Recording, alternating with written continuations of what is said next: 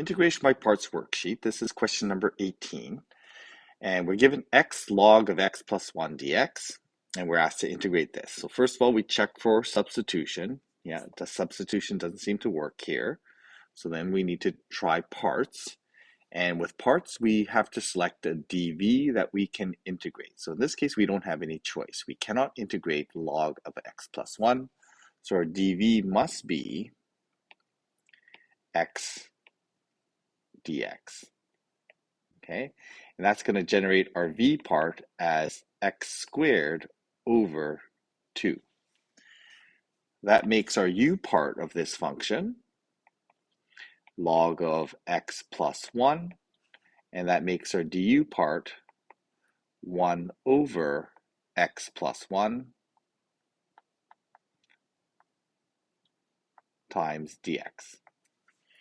Okay, so those are our parts. We've generated our parts here, so we can then apply our formula. We know that the original integral has an equivalent integral that is going to be made up by u times v.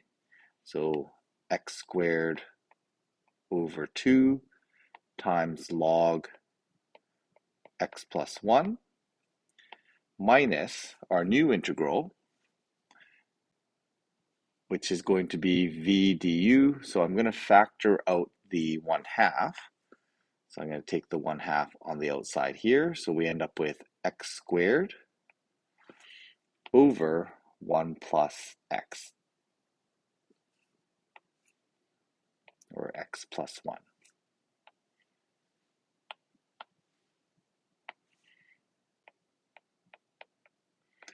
And we have our dx in there as well. Okay, so at this point, we're going to use a unique substitution because we have a binomial in the denominator here, and we can't really split this up. However, we had a substitution similar to this in one of the examples before, where we're going to let u equal x plus 1.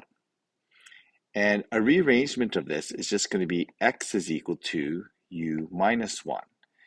And our dx is equivalent to du. Okay, when we differentiate dx, we get du. So we can use those parts for our substitution. So we've done the integration by parts portion of this. We've used the formula. We've come up with this new integral. And this new integral, I'm just going to rewrite it here, x plus 1 over 2 minus 1/2. This new integral, we're going to replace the x squared. Okay, so we're going to have the x squared being represented by the u minus 1. And so we're going to end up with u minus 1 squared.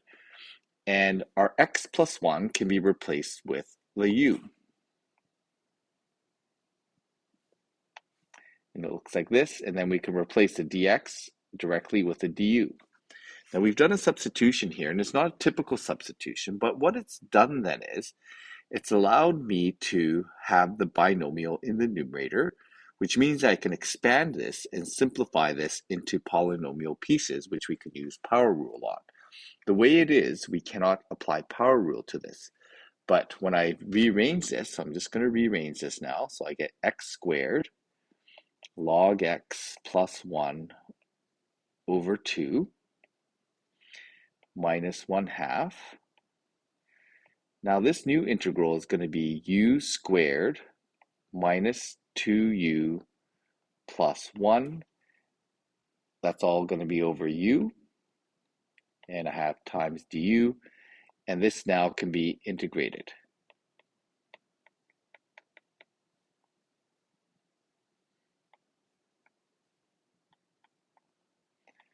So this simplifies u squared over u is u, minus u divided by u is just 2, plus 1 over u, and then this is all multiplied by the du, so it's all consistent.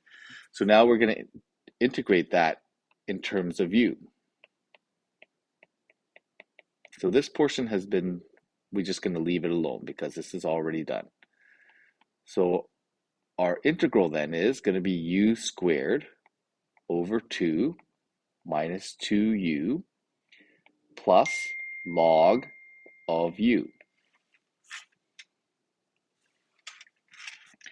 And then this is going to be a plus c. Okay, so I just have to remember that my u was really actually x plus 1, and I'm going to resubstitute it back in. So I end up with x squared log of x plus 1 over 2 minus 1/2. This is going to be u plus, or x, u was equal to x plus 1. So I'm going to put my x plus 1 inside, squared over 2 minus 2 times x plus 1 plus log of u.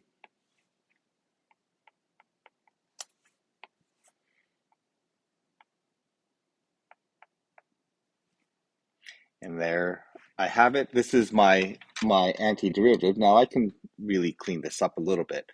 So I'm going to put this all over a common, it looks like a common denominator of 4 is going to be our common denominator here. So I write this like this. So this is going to be all over 4.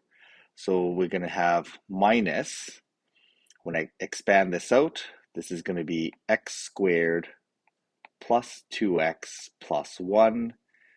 And then we're going to need a denominator of 2 here. So this becomes minus 4x minus 4. So I'm going to have to multiply that expression by 2. I'm going to have to multiply this one by 2 as well. So I get log of x plus 1. And that's all plus c at the end as well.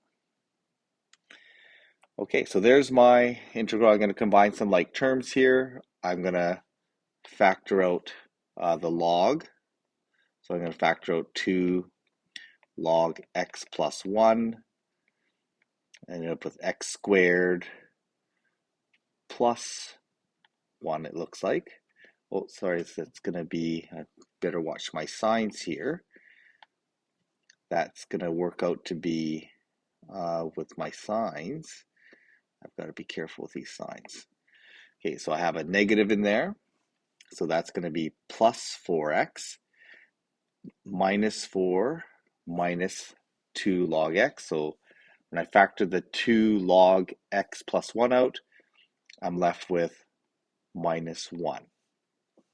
Okay, with the polynomial part, I end up with negative x squared. I end up with minus 2x plus 4x, so that's going to be plus 2x. And then that's going to be minus 4. That looks like minus 4 and it looks like that's going to be, so I've got a double negative here. This works out to be plus 4 because I have a minus here and a minus here. So that's going to be plus 4 minus 1. So I end up with minus 3. And it looks like I combined all my like terms.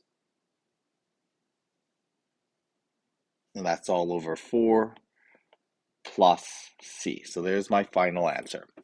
Okay. And again, we can check this by differentiating. When I differentiate this, it's going to be pretty messy, but when I differentiate it, I'll end up back to where I started, which was x log of x plus 1.